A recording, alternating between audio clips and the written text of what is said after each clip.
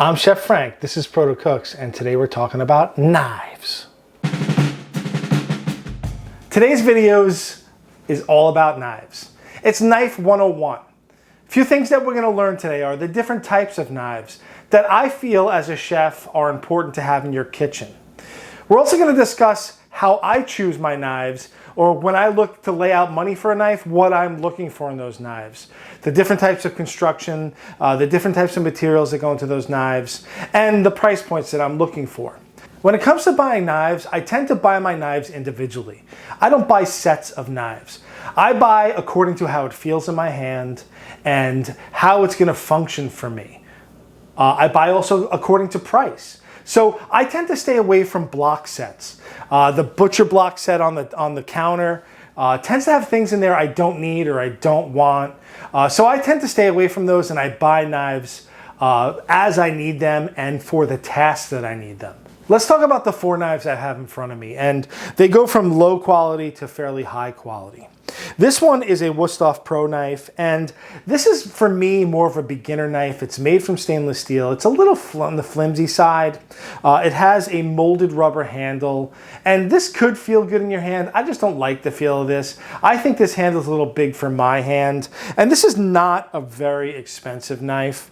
And you can tell because I use it for a few minutes and it already feels dull. I'm consistently having to sharpen it, and it's just not good steel.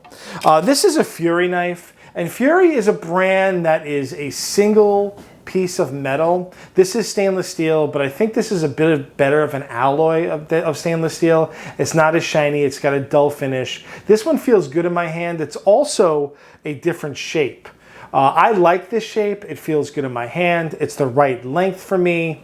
So I really like this knife, and this is probably my everyday knife. This knife, I don't know the brand, but this is a more of a Japanese style chef knife. This is a great size. It has a tang or the metal that goes all the way into the handle, which is always a good sign of quality. This is high carbon steel. You can see that it's actually a little, the finish isn't really that nice in the sense of it's a nice finish, but it gets a little rusty, and I have like a stone that I can wipe that off. The other cool thing about this knife is because I'm right-handed, this is sharpened for a right-handed person. I'm not sure of this brand because I got this maybe 20 years ago, but this is one of my favorite knives that I own.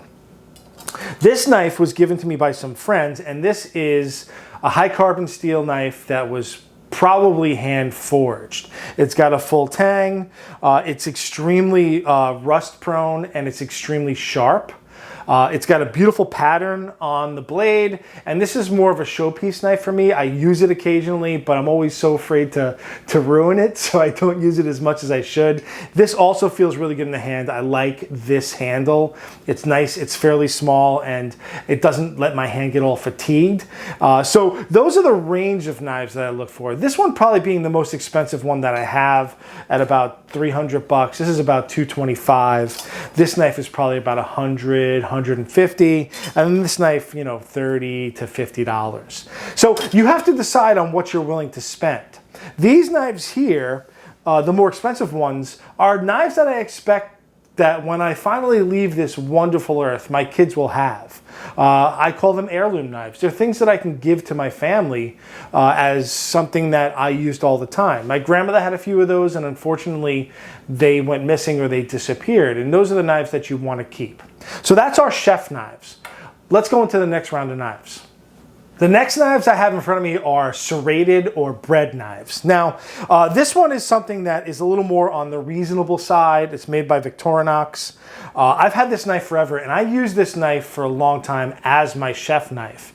It just felt good at the time, but it's really good for bread cutting and things that you don't want to crush. These little serrations kind of bite into what you're cutting and make sure that you're not squishing it. And this is probably a $30 to $40 knife. It's kind of the same material as my cheap chef knife. And these are really not easy to sharpen. So these are the kind of knives that once they go dull, you can sharpen them, but they're a real pain in the rear end. And this tends to be on the cheaper side, but this knife has served me well over the years. The other one I have is a Wusthof, and this is a really nice Wusthof bread knife. It's got a little point on the end. The serrations are super sharp. It's a little shorter than this. I like a longer bread knife, but the same quality things go for bread knives and every other knife, right? The only difference here is that bread knives tend to stay sharper longer than chef knives. So I tend to go for cheaper bread knives and more expensive chef knives. The next knife we're going to talk about is a boning knife or a filleting knife. And what do you use that for? You fillet fish or bone out meat with it. And the characteristics is that it's got a fairly short blade and a very thin blade. And what that allows you to do is to get into corners and crevices and maneuver around things. And this one in front of me is not a great one. It's a decent knife. This is a Victorinox as well. This has a stiff blade. I like to have this stiff blade on the boning knives. I feel like I have better control. This one is also kind of like made of cheaper metal. I do keep it as sharp as I can, but I don't have a ton of boning knives in house. This one's pretty good. It's Victorinox. It feels good in my hand. The blade is nice and thin. And you want to keep this as sharp as possible when you're boning and filleting fish. Boning knife. The next knives we're going to talk about are paring knives. And what are paring knives? They're a small blade, 3 to 4 inches, used for paring or peeling and trimming. And I feel like these are probably one of the second most important knives to have in your kitchen. Chef knives, paring knives, really important. I have 2 different qualities here in front of me, and when it comes to paring knives, I tend to go with fairly cheap ones. This is a Victorinox. It's a serrated paring knife, one of my favorite knives. You can get 3 of these for 15 bucks online or at your local restaurant supply stores. Because they're serrated, they stay nice and sharp, and when they lose their kind of sharp blade, you can recycle them. Great knives. So these are fairly cheap, but great knives. This is a Wusthof, and this is like a full tang, really nice metal paring knife. And this is what you would get if you wanted to have more showy knives. This is a great knife as long as you keep it sharp. It's wonderful, but it just costs maybe 2 or 3 times as much as the disposable or the cheaper paring knives. So I always tend to go for the cheap paring knives when at all possible. With this paring knife, I have maybe 5 or 6 of them, and sometimes we use them as steak knives in the house. We peel vegetables, garlic. I'm constantly reaching for this knife, cutting strawberries, anything that is kind of small. This knife is only second to my chef knife in our kitchen, and I buy these probably 3 or 4 at a time. Great knife. Really nice knife. Great knife. So that's it for the knives that I really keep in my kitchen. I don't have tons of knives, and those are the types of knives that I tend to keep in my own kitchen. Next, let's talk about accessories. Next thing we're going to talk about are peelers. Now, they're not necessarily a knife, but it is something with a blade, and this is something that I'd like to talk about. I buy these peelers. They're Rikon or Kuhn Rikon.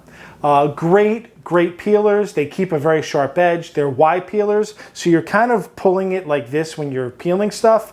I buy these 3 or 4 at a time as well, just like my paring knives. They're only about $5 each, and they're well worth it. They are just great to have. When they suddenly go dull on you, you don't really have to worry about sharpening them. You can just recycle them and get another one because they're so inexpensive.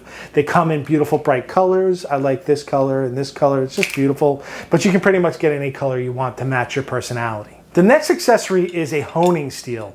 And a lot of people mistakenly call this a sharpening steel. It's not for sharpening. What happens with knives, especially chef knives that have a non-serrated blade, what happens is as you cut, right? So believe it or not, blades that are not serrated have very micro fine serrations. If you look under the microscope, the serrations are super small. And what happens as you cut, they kind of get a little twisted and bent out of shape. And what this steel allows you to do is as you run your knife over it, it kind of tunes your knife up and straightens out those micro serrations. So it doesn't necessarily sharpen it, because you can run a dull knife over this for hours and it's not going to get any sharper. So you have to start out with a knife that's sharp, and what you're going to do is you're going to run your knife over this honing steel and it's going to tune your blade up. I tend to use this every 5 to 10 minutes while I'm cutting stuff, and it keeps my blade nice and sharp. I tune it up every 5 to 10 minutes, and my knife stays super sharp. This one is really beautiful. I got this in culinary school. It has a beautiful rosewood handle. I've had it for 20 some odd years, and they last for a long time. I also have a collection of these. Anytime I go to a flea market and I see them, I buy them. But this one happens to be my favorite. The last accessory we're going to talk about is sharpening stones. I have two in front of me, and sharpening stones are there to actually sharpen your knives. And this scares everybody because it's not an easy thing to do. And it's taken me years and years and years to perfect my method when it comes to sharpening. Both of these stones are water stones. They usually come in water stones or oil stones. And you can't mix them up because if you use a stone with oil on it, if you put water on it, the water just bubbles up and slides off. So you got to either buy an oil stone or a water stone. These are both water stones. I usually soak them for about a half hour in cold water before I sharpen. And what the water or the oil allows this to do is keep the knife cool, and the knife slides nice and easy. So these both have two sides. A very rough side and then a super fine side. And whenever you sharpen, you're always going to start with the rough side and then go to the fine side. They have things that you can put over your sink called sink bridges. They have containers that hold these in. I usually just put a damp towel down on my table, and that's what holds it in place. And that's Knives 101. I hope you liked this video. If you did, hit the like button, subscribe, hit the thumbs up, hit the little bell so that you get to see when we have new videos out. Leave comments. We'd love to read your comments. I try to answer as many as I can, but I do read the comments. We now have a Patreon account, and I want to thank everyone that has supported us so far. All the links for all the materials that we used in this will be in the description. I want you guys to see where I get things and usually like to see how much they cost. I'm Chef Frank. This is Protocooks. Thanks for watching.